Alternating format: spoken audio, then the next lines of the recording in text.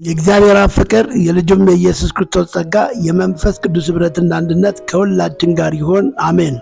እንግዲህ ወገኖቼ ባለፈው የጀመርነው በጌታና በኃይሉ ችሎት የበረታችሁ ሁኑ የሚለውን መልእክት ሁለተኛውን ክፍል የምናይበት ይሆናል።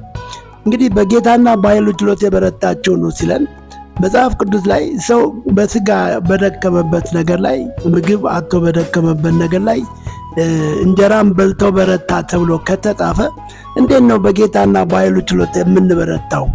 በእግዚአብሔር ቃል ካልሆነ በስተቀር ማለት ነው። ለዚህ ነው ሐዋርያ ጳውሎስ ለእግዚአብሔር ቃል ትልቅ አጽንዖት ሰጥቶታል በዚህ ክፍል ላይ ማለት ነው። ስለዚህ የእግዚአብሔር ቃል ወሳኝ እንደሆነ መምከር እፈልጋለሁ።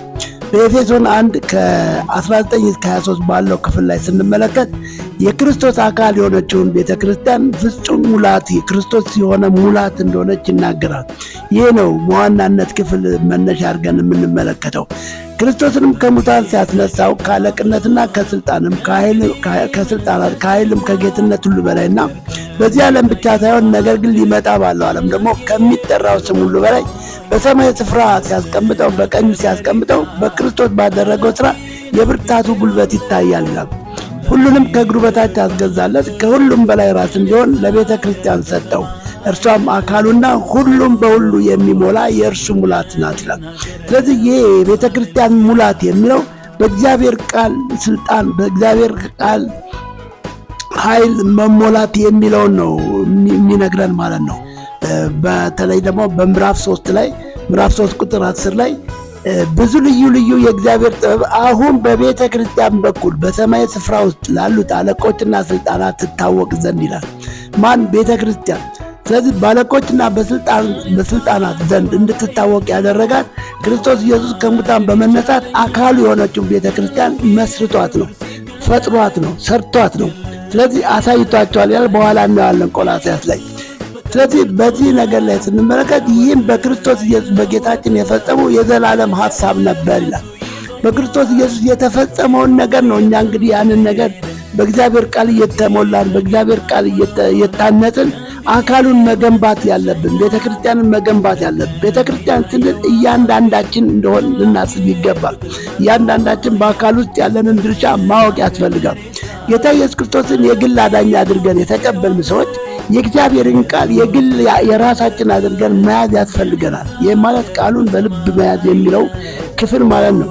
በቆላስይስ 2:3 ላይ ስንመለከት የተሰወረ የጥበብና የእውቀት መዝገብ በእርሱ ነውና ይላል። በማን? በክርስቶስ። ክርስቶስ ማነው? ቃሉ ነው። ጥበብ ሞልቶበታል፣ እውቀት ሞልቶበታል ቃሉ ነው የሚለን። በተለይ ደግሞ ምዕራፍ ቁጥር 9 ላይ 3:9 ላይ በእርሱም ይላል። በቆላስይስ 3:9 ላይ በእርሱም የመለኮት ሙላት በሰውነት ተገልጦ ይኖራል ይላል። ቁጥር 10 ላይ ቬሪ ኢምፖርታንት ለአለቅነትና ለስልጣንም ለኃይልም ለአለቅነትና ለስልጣን ሁሉ ራስ በሆነ በእርሱ ሆናችሁ ተሞልታችኋል። ኢማጂን በክርስቶስ ሆናችሁ ተሞልታችኋል። ምንድነው የተሞላ? አለቅነትና ስልጣን፣ ፓወር።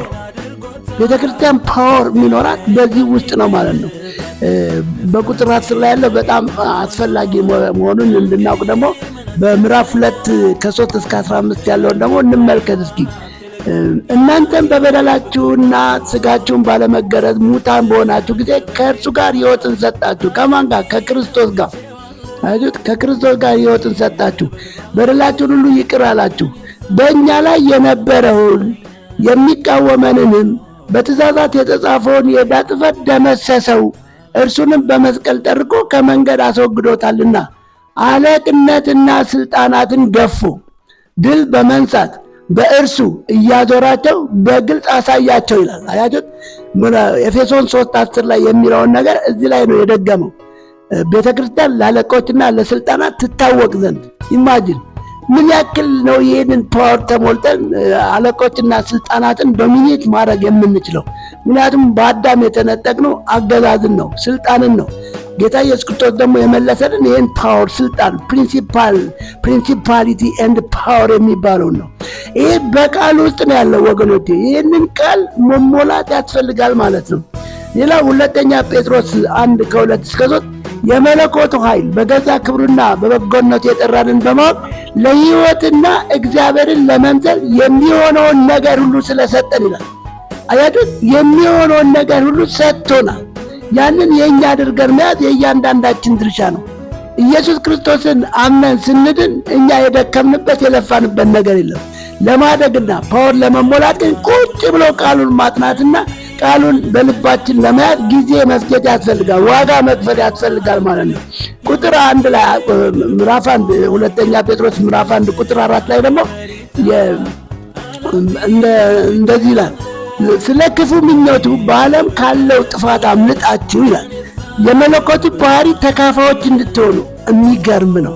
የምን ተካፋዮች? የመለኮቱ ባህሪ። የማን? የእግዚአብሔር ባህሪ። አያችሁት? የእግዚአብሔር ባህሪ እንግዲህ ብዙ ነው። መጽሐፍ ቅዱስ ላይ በብዙ የተዘረዘራለ። ጥቂቱን እንኳን ለማየት ምሕረትና ርኅራኄውን፣ ፍቅሩን፣ ቸርነቱን፣ ትዕግስቱን፣ መልካምነቱን እነዚህም በእግዚአብሔር ቃል ውስጥ እየተሞላን በሰዎች ዘንድ በወንድማማቾች መካከል በምድር ሁሉ ላይ የእግዚአብሔርን ክብር የእግዚአብሔርን ኃይል እንድንገልጽ የተቀመጥን ቤተክርስቲያን ተብለን የክርስቶስ አካል ሆነን ያለንን ማለት ነው።